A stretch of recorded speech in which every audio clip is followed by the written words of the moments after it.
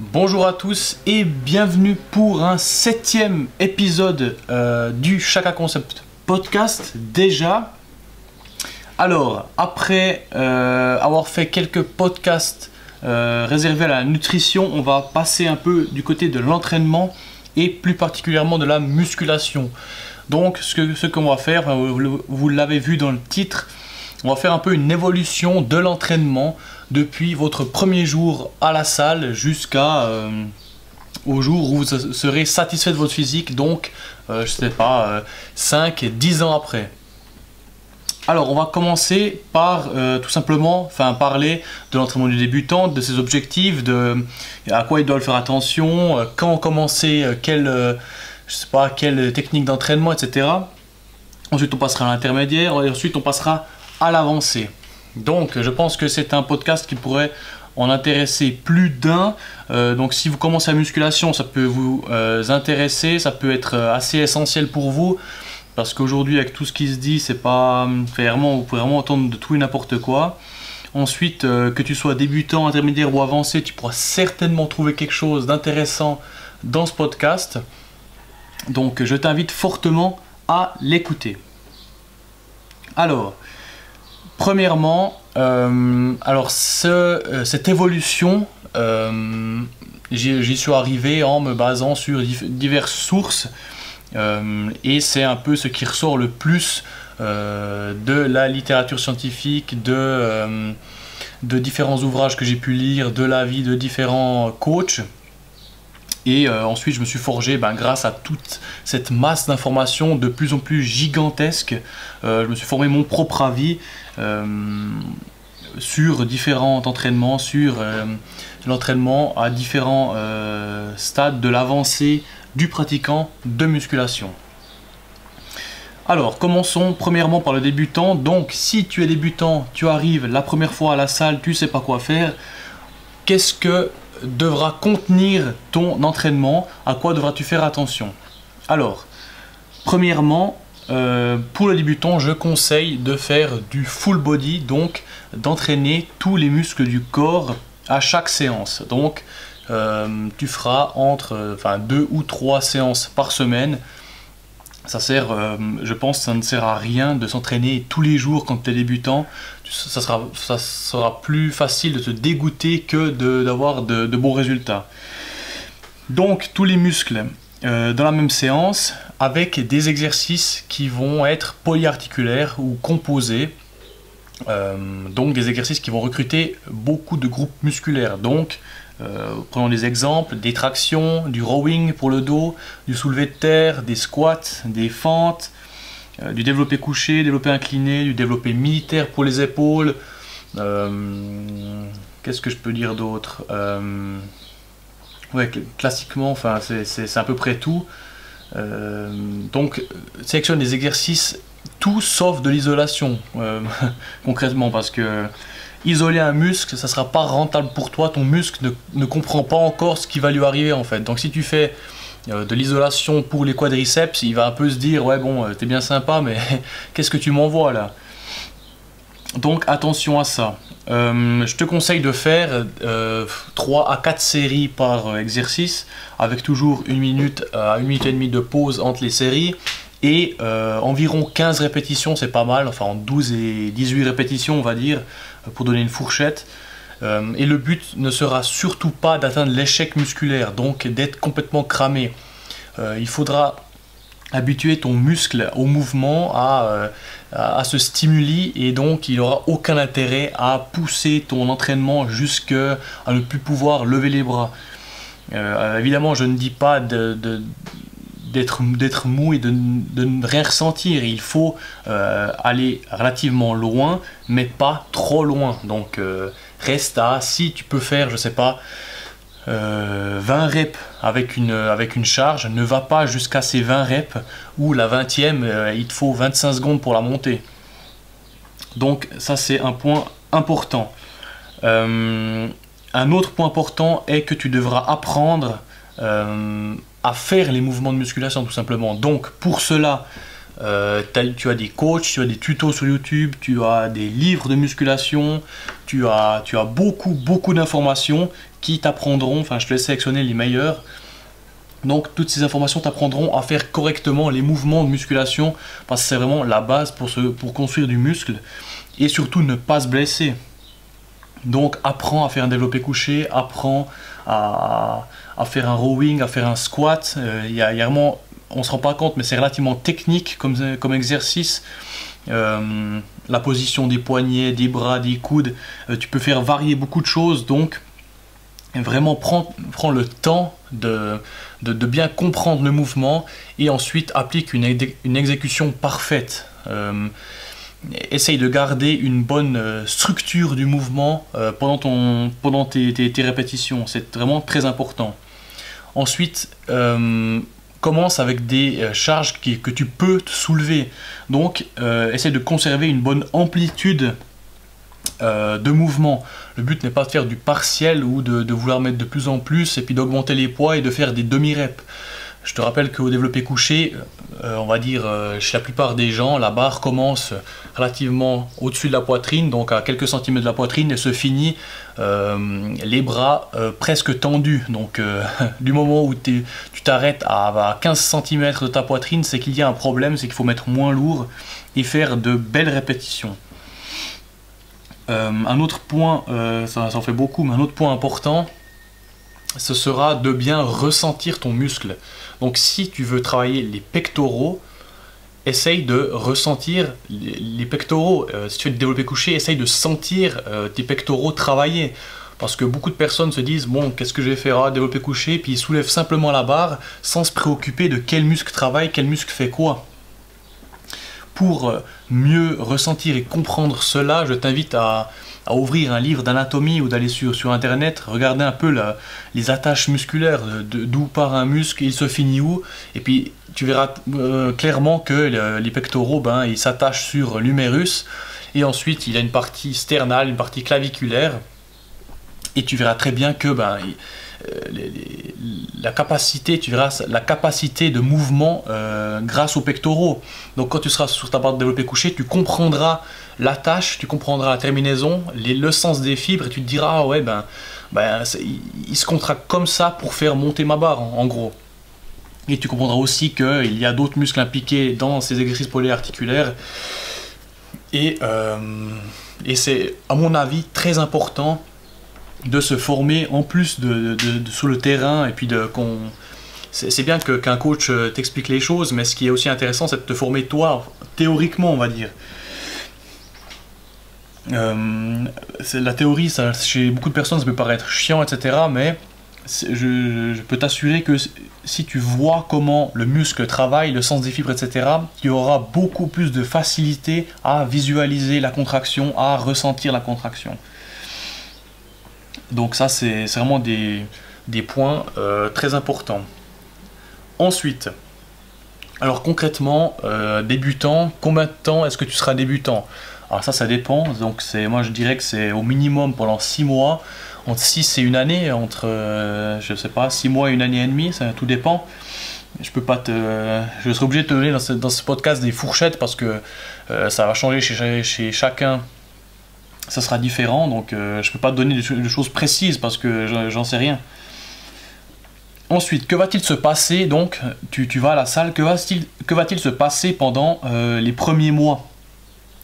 Tu pourras remarquer que si tu n'as jamais fait de sport, enfin, en gros, moins tu es sportif, plus tu verras une nette progression pendant les premiers mois. Tout simplement parce que ton corps va très bien réagir. Il n'a jamais eu affaire à ce genre de stimulus.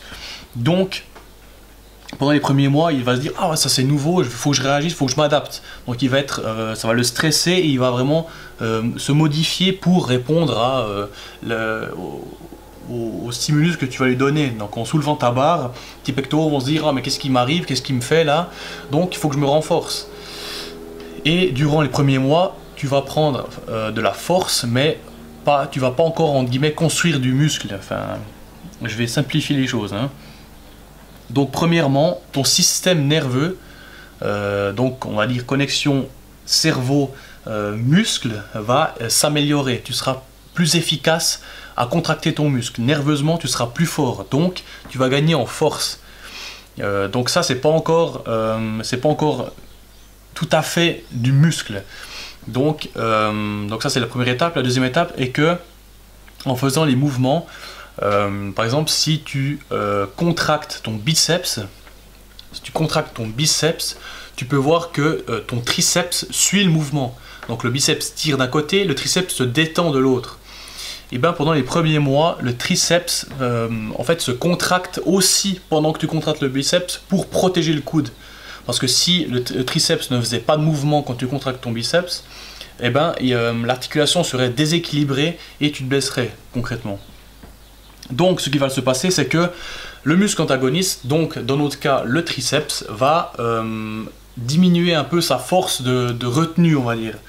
Donc ça va avoir un énorme impact parce que tu te dis, bah, si tu peux donner 100% de tirage avec le biceps, ben, il va être à la base ralenti par ce triceps, et là il va être moins ralenti, donc tu auras, je sais pas, peut-être au début tu n'avais que 60% de force avec le biceps à cause du triceps, ensuite tu en auras 80% parce que le triceps lâche un peu du jus.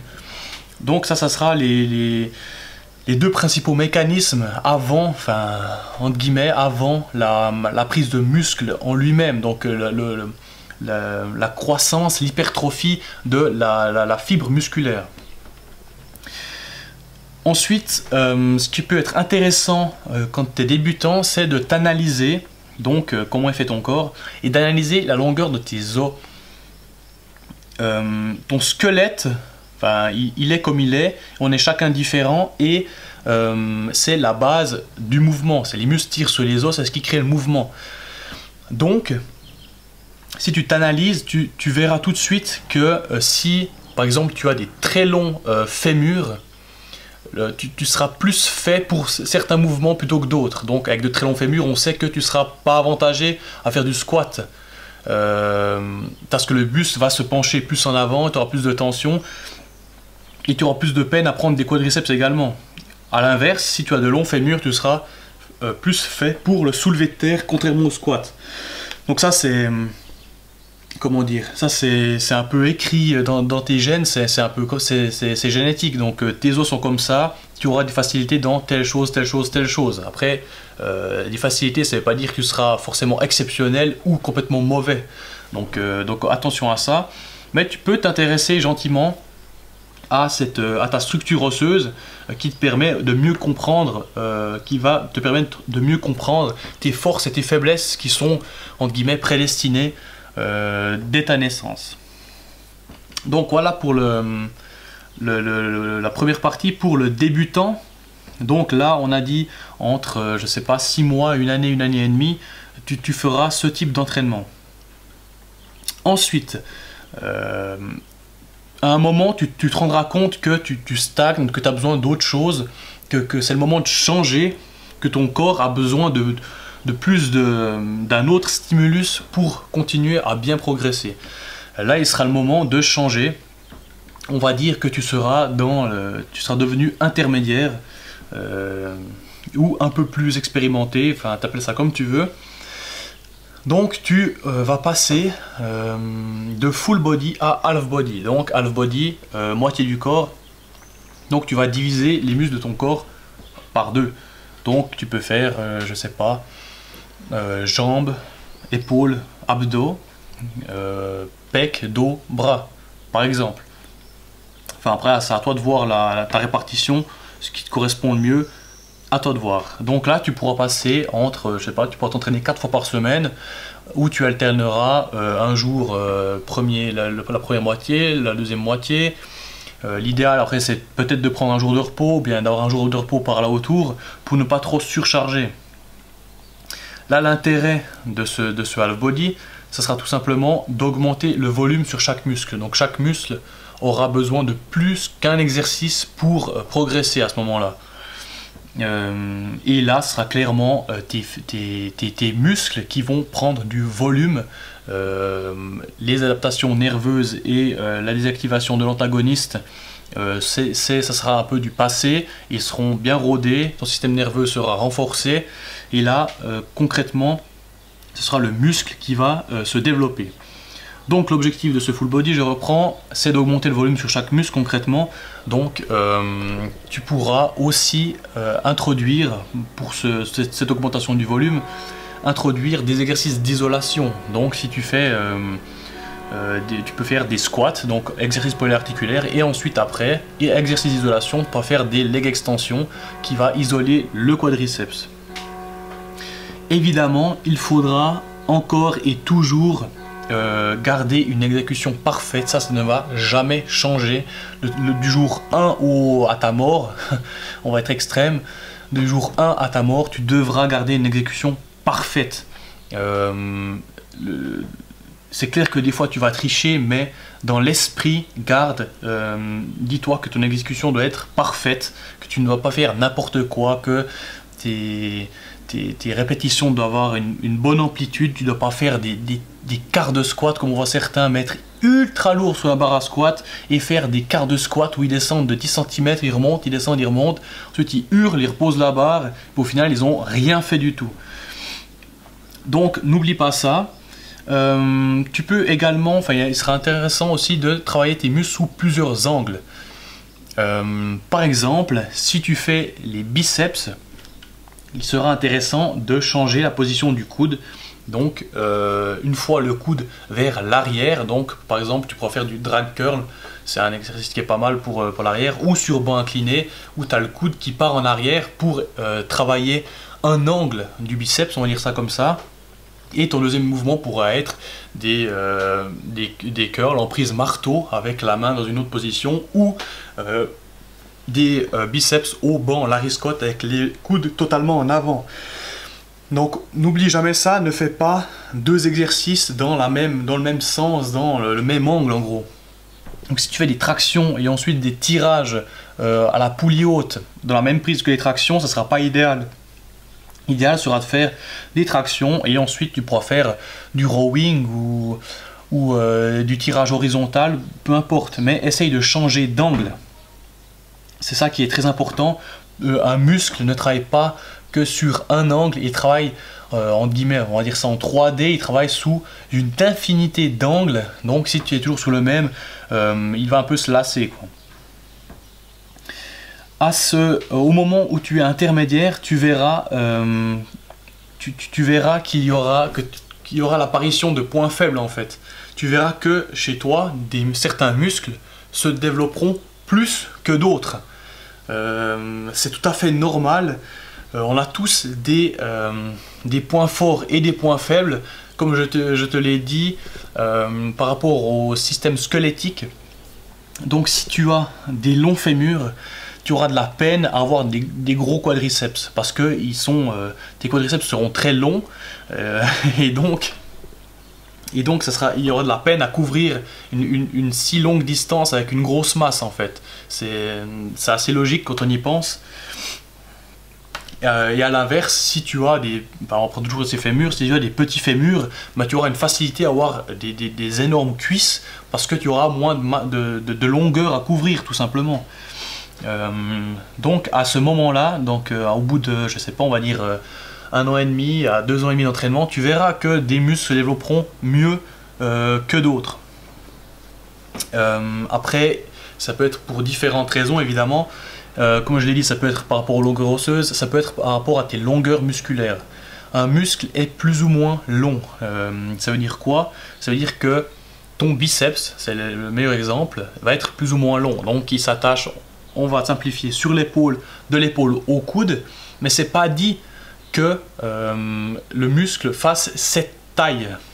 Donc sur la partie haute, vous aurez l'attache du tendon sur l'épaule, ensuite vous aurez du muscle, et là vous aurez plus ou moins de muscle. Donc vous voyez, si vous tendez le biceps, si vous fléchissez le bras, vous avez plus ou moins d'espace entre le coude et le biceps. Si vous n'avez pas d'espace, c'est que votre muscle est long. Si vous avez beaucoup d'espace, vous pouvez mettre un doigt, 2 doigts, votre muscle sera court. Donc, plus le muscle sera long, plus il aura on va dire, de potentiel de développement, plus il aura de fibres, donc de force, de potentiel de développement. Plus il sera court, moins il aura cette capacité de développement. Donc, génétiquement, encore une fois, ça vous ne pouvez rien y faire, votre muscle est comme il est. vos longueurs musculaires sont comme elles sont, vous ne pouvez pas, non je reprends, un muscle court, donc avec beaucoup de tendons et moins de muscles, sera génétiquement un point faible. Après, ça ne veut pas dire qu'il ne se développera pas, ça veut juste dire que par rapport à un biceps long, votre biceps court se développera moins.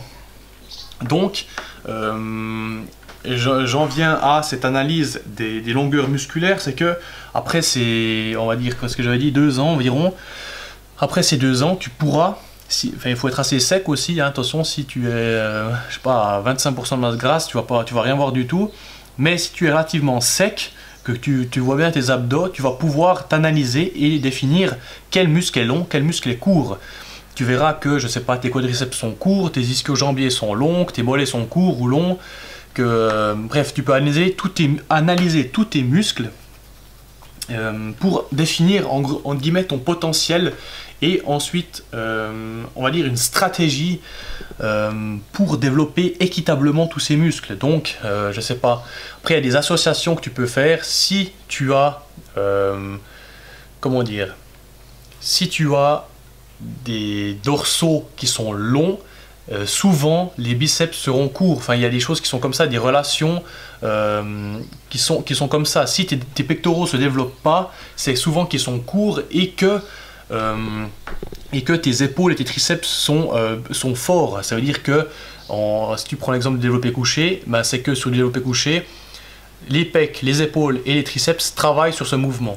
Si un muscle est plus court qu'un autre, ben, il va se faire manger, entre guillemets, il va se faire prendre toute la tension qu'il y a par le poids. Donc ça veut dire que ce seront plus ton épaule et tes triceps qui vont aider, participer au mouvement pour soulever ta barre au développé couché plutôt que des pecs. Donc si tu es dans ce cas, tu devras trouver des stratégies pour pouvoir développer tes pectoraux et ça on verra dans le programme avancé. Donc voilà, je crois qu'on a fait le tour pour ce programme intermédiaire. Donc on passe maintenant au programme avancé. Donc là on passera, on va encore plus diviser les muscles du corps pour leur donner encore plus de volume. Donc tu auras compris, on reste sur la même direction. Donc là on passera à du split ou du push-pull leg, où il existe différents moyens de séparer les muscles de son corps. Donc si vous prenez par exemple ce qui est assez connu, le push-pull leg, donc vous aurez une séance push, pec, épaule, triceps, et pull, dos, pec, et aussi un peu l'épaule participe au mouvement de tirage également. Donc ça sera pour les deux premiers. Ensuite les jambes, donc toutes les jambes, tous les muscles des jambes avec les abdominaux. Les abdominaux vous les mettez quand vous voulez. Donc c'est un exemple. Vous pouvez aussi faire, je sais pas, pectoraux, dorsaux, bras, épaules, jambes, ou je sais pas. Vous pouvez même diviser ou faire quadriceps et ischio-jambiers séparément, 2 jours différents. Et donc grâce à cette séparation beaucoup plus importante des muscles du corps, vous pourrez vous entraîner, je sais pas, 5 fois par semaine par exemple. Divisez vos muscles en 5 fois par semaine, ou en 6 fois, en 4 fois. Ça c'est à vous de voir, c'est par rapport à votre emploi du temps, c'est par rapport à votre ressenti, par rapport à vous en fin de compte. Donc là, l'objectif sera, comme je l'ai dit, de mettre beaucoup plus de volume sur un muscle. Donc sur un muscle, on mettra peut-être 3 mouvements, et éventuellement 4 sur les gros muscles. Donc on va vraiment essayer de détruire ces fibres musculaires pour forcer le muscle à se renforcer, à devenir plus gros. Donc c'est l'objectif final en fin de compte. Pour ce split et ce programme avancé, vous utiliserez beaucoup plus d'isolation. L'isolation permet vraiment de cibler le muscle que l'on veut travailler et le faire grossir, et pour le faire grossir. Donc ces mouvements seront largement utilisés dans ce programme. Toutefois, n'oubliez pas de continuer ces mouvements polyarticulaires, car c'est en déplaçant des charges de plus en plus lourdes que l'on progresse. Les exercices d'isolation sont, on va dire, de l'affinage, on va dire ça comme ça. sont plus du travail de précision plutôt que de construire de la masse. Donc pensez à ça. Lorsque vous êtes avancé, vous allez connaître, par rapport à vos analyses musculaires, osseuses, etc., vous allez connaître vos points faibles. Donc c'est à ce moment-là que vous allez mettre en place des stratégies pour réussir à ce que ces points faibles se développent finalement. Si vous n'arrivez pas à développer vos biceps, donc vous avez un point faible au biceps, vous allez essayer de trouver des stratégies qui permettent de le faire grossir. Donc soit en le travaillant plus souvent, soit différemment, peut-être avec l'électrostimulation, peut-être avec essayer d'avoir un meilleur recrutement moteur. Donc il y a différentes stratégies, je ferai peut-être un podcast là-dessus, c'est assez intéressant. Là ça sera un peu long si je continue avec ça. Donc ça sera l'objectif pour vous, ce sera évidemment d'être harmonieux selon vos critères. Si vos critères c'est de travailler que le haut du corps et pas les jambes, comme on voit certaines fois, c'est votre critère. Si vous êtes content avec ça, tant mieux. Donc chacun est différent, chacun aura des critères différents, donc un entraînement différent. En plus de cela, chacun est différent, a une génétique différente, a des points faibles, points forts différents, a des préférences et des ressentis différents. Ça veut dire que quand vous êtes avancé, vous aurez vraiment un entraînement unique qui ne ressemblera à aucun autre globalement. Et même si l'entraînement ressemble à quelqu'un d'autre, vous pouvez vous inspirer de l'exercice que vous voyez. Vous ne devrez surtout pas les répéter bêtement, vous devrez l'analyser, se dire voilà, je vois des curls à la barre droite, et alors que vous aurez peut-être un poignet qui sera, vous serez un peu hyperpronateur, donc vous aurez tendance à avoir le poignet qui est bloqué et qui ne peut pas prendre une barre droite. Vous allez prendre une barre EZ, donc vous allez prendre une barre EZ et non pas exécuter bêtement avec une barre droite en vous disant ça va marcher pour moi. Donc ça, c'est pas des erreurs à faire, et vous devrez évidemment être conscient de vos caractéristiques au final. Vous devrez être conscient de votre longueur musculaire, vous devrez être conscient de votre longueur osseuse, conscient de l'amplitude que vous pouvez avoir sur les différents exercices. Si vous avez de longs fémurs et vous n'êtes pas mobile, évidemment le squat, vous n'allez pas vous charger à 150 kg sur le dos et vous dire oh, ça va me faire descendre, allez c'est bon, grâce à ça je descends, j'ai de l'amplitude et tout. Donc une stratégie également à mettre en place, c'est évidemment la mobilité, les mouvements, des séances de mobilité, d'étirement, pour vraiment travailler la musculation a tendance à raidir les muscles, c'est logique, ça paraît logique, de contracter. Le but est de faire grossir le muscle et il a tendance à se raccourcir.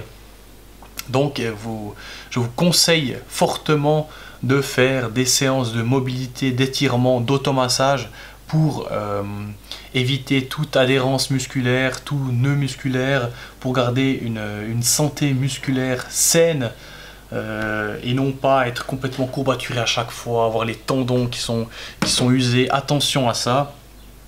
Donc mobilité, on n'a jamais assez de mobilité, c'est très rare que les gens qui font de la musculation fassent de la mobilité, enfin en tout cas de ce que je vois en salle.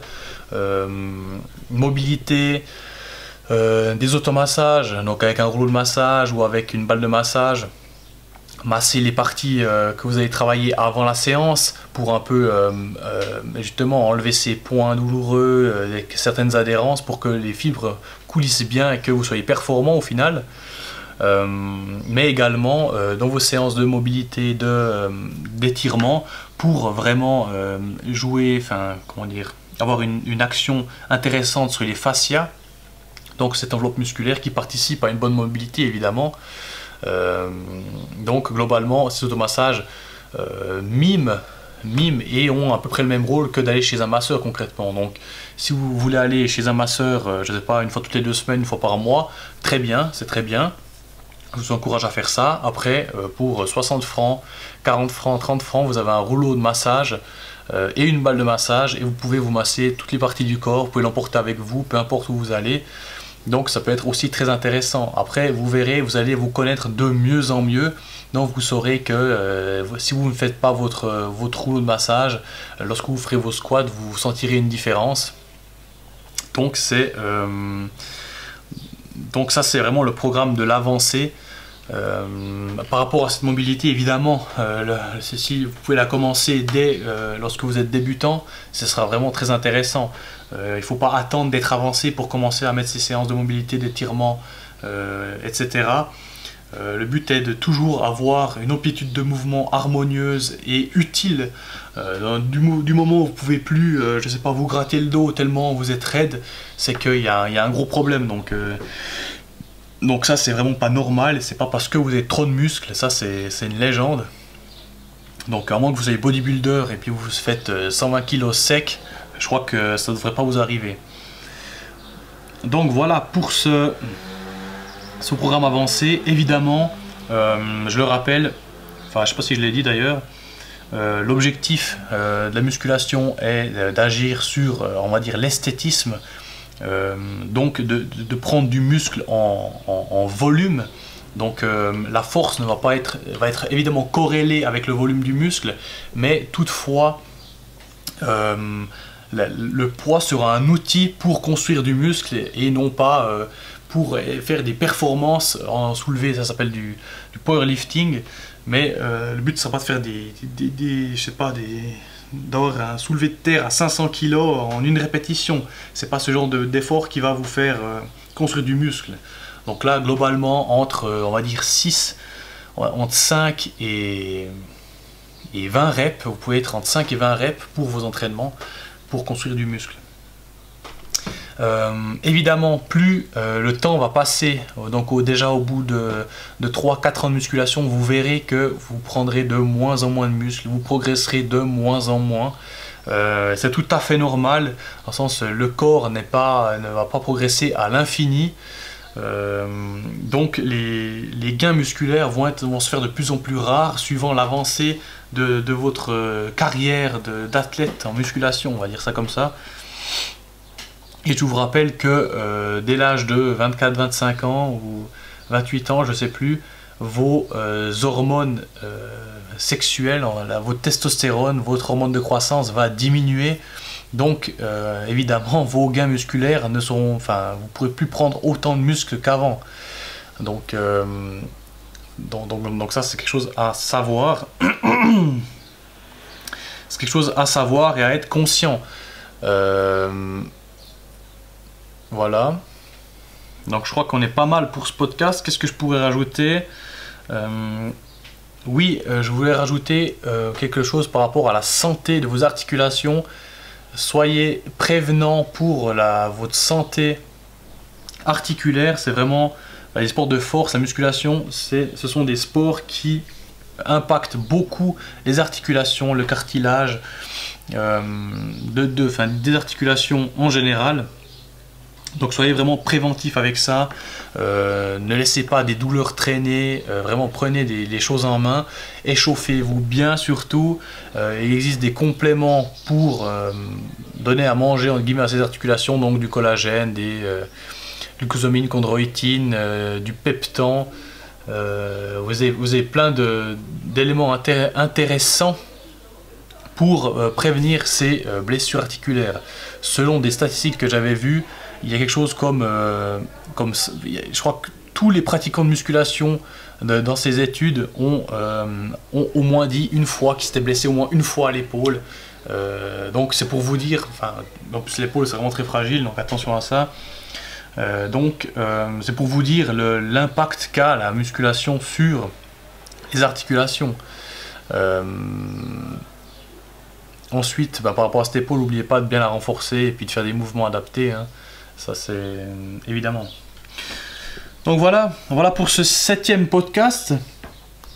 J'espère qu'il vous aura plu. Il a été assez long, j'imagine. Je regarde pas le temps là, je sais pas du tout à combien on en est. En tout cas, j'espère qu'il vous aura plu. Si vous avez un commentaire à faire sur ce que j'ai dit ou une correction à me donner ou votre point de vue, c'est avec plaisir en commentaire. Qu'est-ce que je peux vous dire de plus? Le prochain podcast sera, le prochain ou celui d'après sera sur le thème des points faibles. Donc comment rattraper un point faible, quelles sont les stratégies intéressantes pour rattraper un point faible. Ça existe, on a tous des points faibles et il existe des stratégies à mettre en place pour avoir un physique harmonieux, point faible ou pas point faible. Donc voilà, c'en est tout pour ce podcast. Je vous dis à bientôt pour un nouveau podcast ou une nouvelle vidéo, certainement une nouvelle vidéo. Bonne journée, bonne nuit, je sais pas comment vous écoutez ça. Ciao!